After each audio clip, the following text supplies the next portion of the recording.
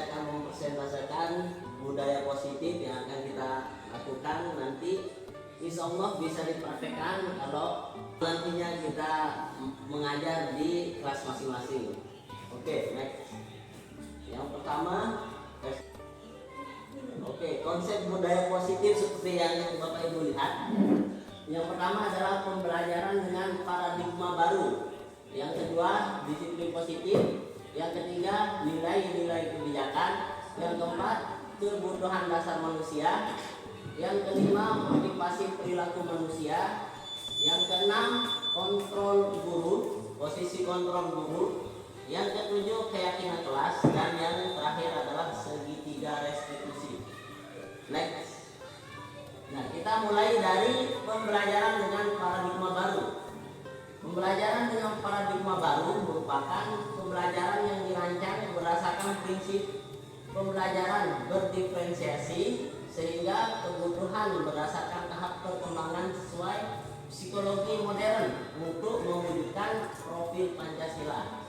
Nah, sedikit tentang profil Pancasila ini yang kita butuhkan di sini.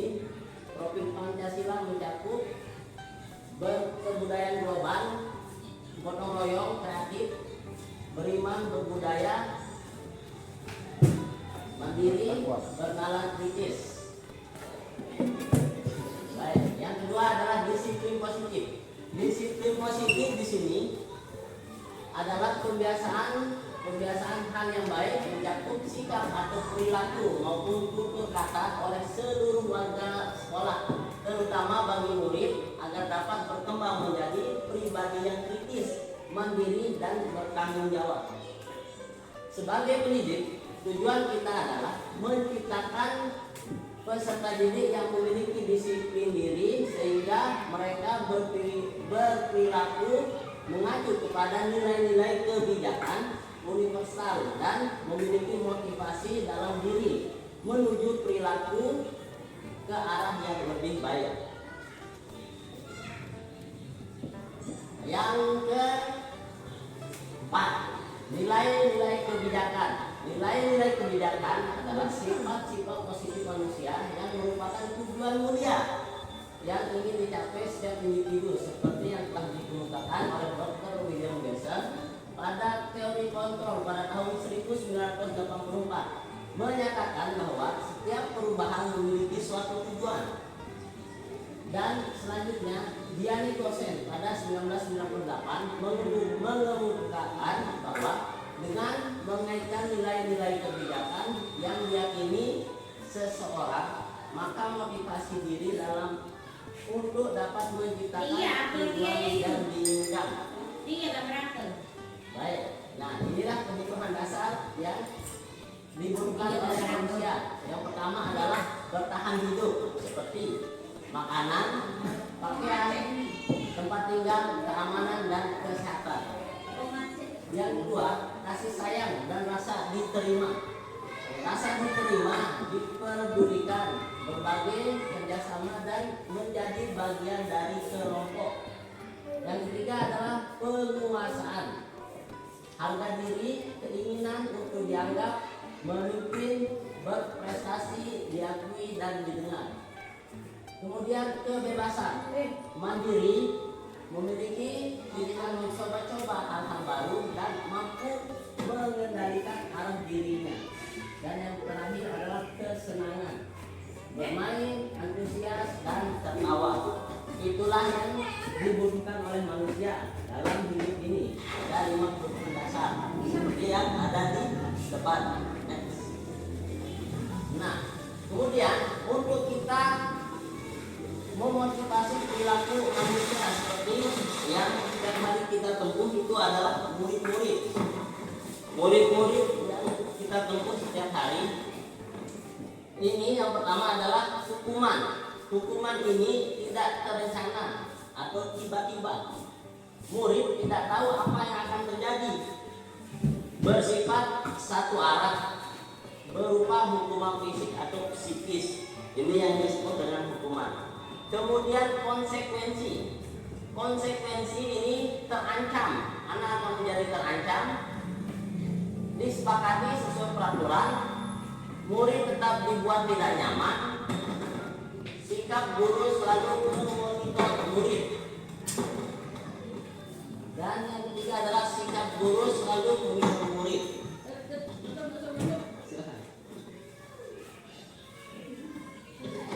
Baik, kita lanjut.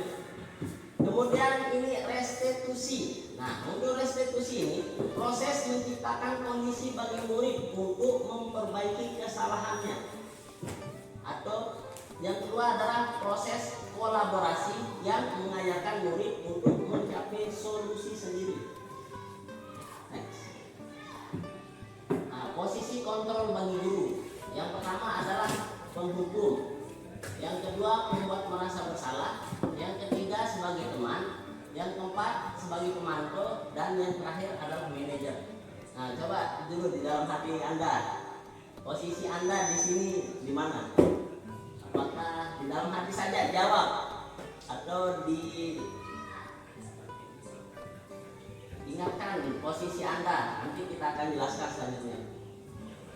Apakah sebagai penghukum, membuat merasa bersalah, atau sebagai teman, atau pemantau, atau manajer? Oke, kalau sudah, next. Nah, di sini posisi kontrol sebagai penghukum. Contoh kasus Rudi yang terlambat hadir di sekolah. Posisi penghukum, nada suaranya tinggi, bahasa tubuh mata melotot, dan jari menunjuk-nunjuk, menghardik. Contoh kasus terlambat lagi, contoh ya, terlambat lagi, selalu datang terlambat. Kapan bisa datang tepat waktu? Tanyakan kepada diri Anda. Bagaimana perasaan murid bila guru berbicara seperti itu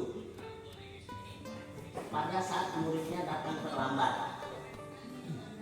Dan hasilnya kemungkinan murid akan menjadi marah dan menendang atau bersifat agresif. Bisa jadi sesudah kembali duduk, murid tersebut akan mencoret-coret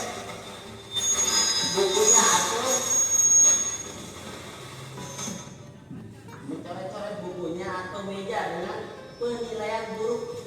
Lagi sepulang sekolah, melihat bapak ibu guru tidak mau untuk menyapa atau menegur guru tersebut. Next. Nah, kemudian posisi kontrol membuat merasa bersalah.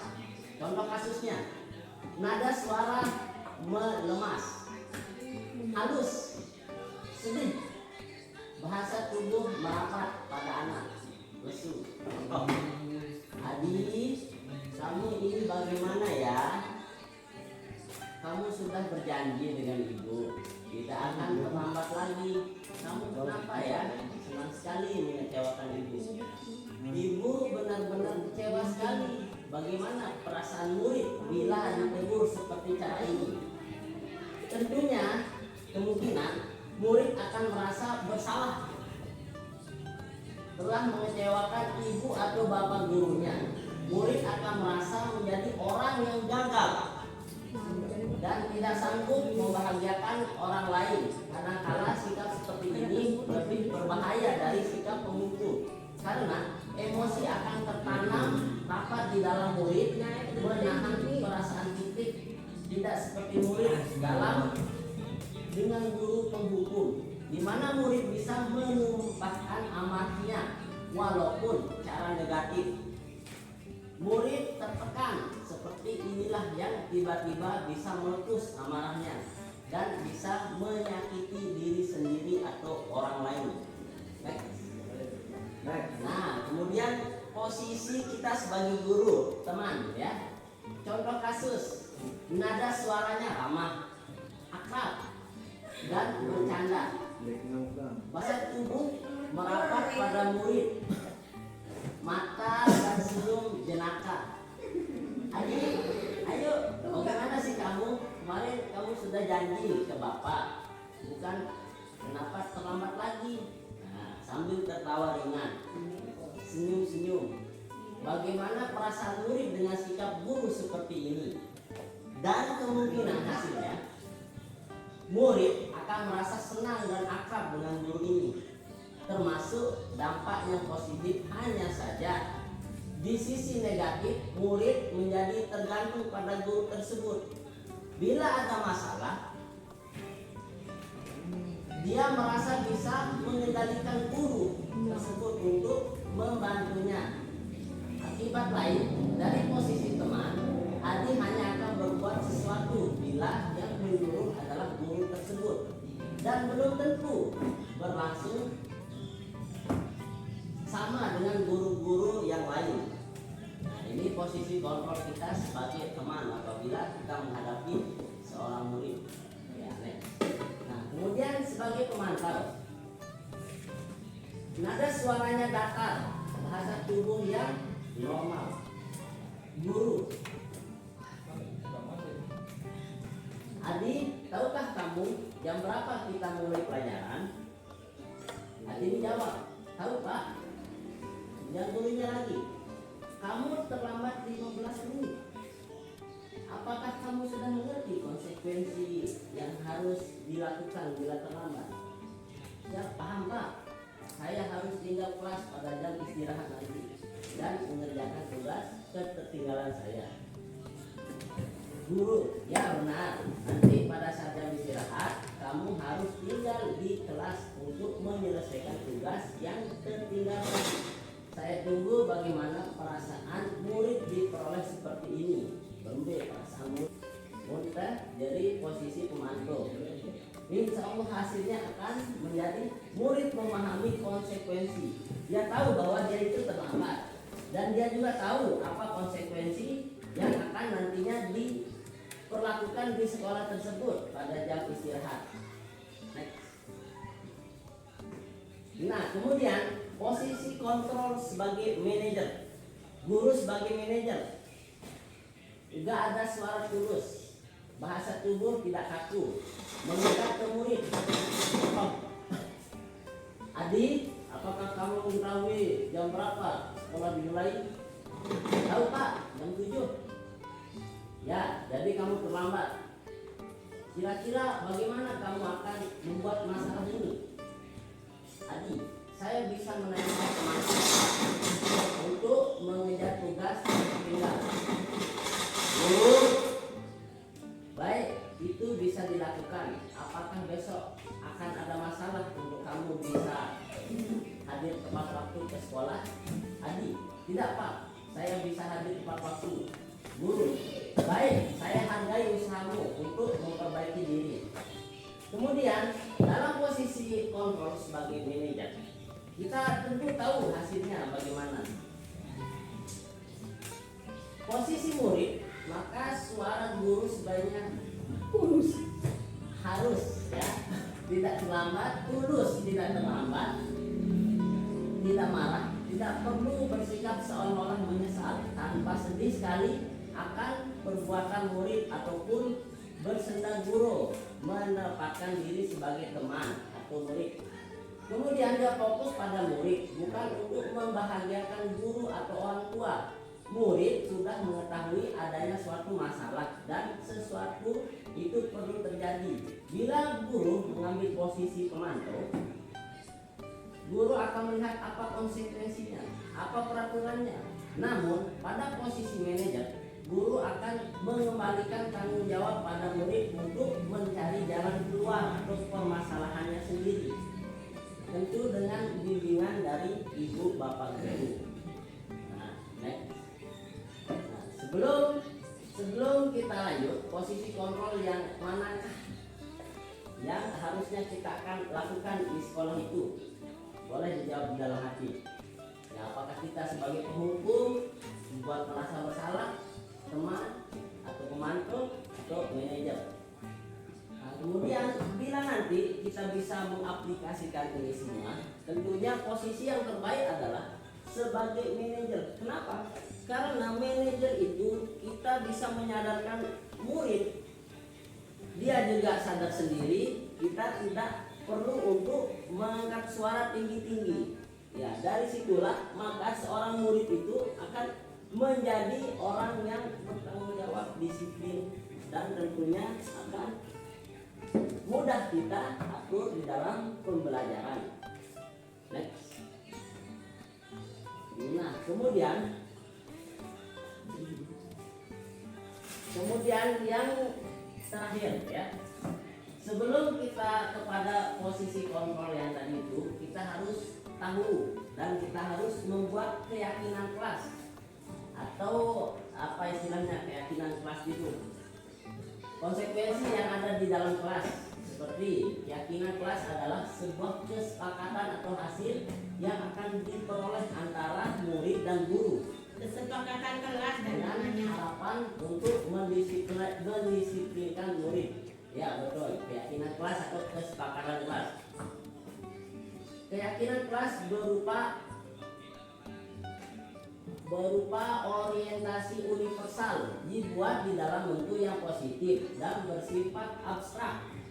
Keyakinan kelas hendaknya tidak terlalu banyak sehingga mudah dipahami dan diingat oleh semua warga kelas yang ikut berkontribusi dalam membuat keyakinan kelas lewat kegiatan menguatkan pendapat. Ya, contoh keyakinan kelas seperti bagaimana ini boleh dikeluarkan. Contoh keyakinan kelas, coba ibu bapak dulu. Tidak buang sampah sembarangan. Ya betul. Terus apa juga? Tidak boleh mengganggu teman. Iya betul. Nah itu seharusnya kita harus membuat kesepakatan antara murid dan guru supaya enak nanti dia sudah tahu keyakinan kelasnya, dia juga tahu apa konsekuensi ataupun apa yang akan dilakukan nanti setelah dia membuat kesalahan dari dirinya sendiri. Next. Juga jangan di sini guru santo. Habis. Ya, terima kasih banyak ibu bapak yang hebat, ibu bagus.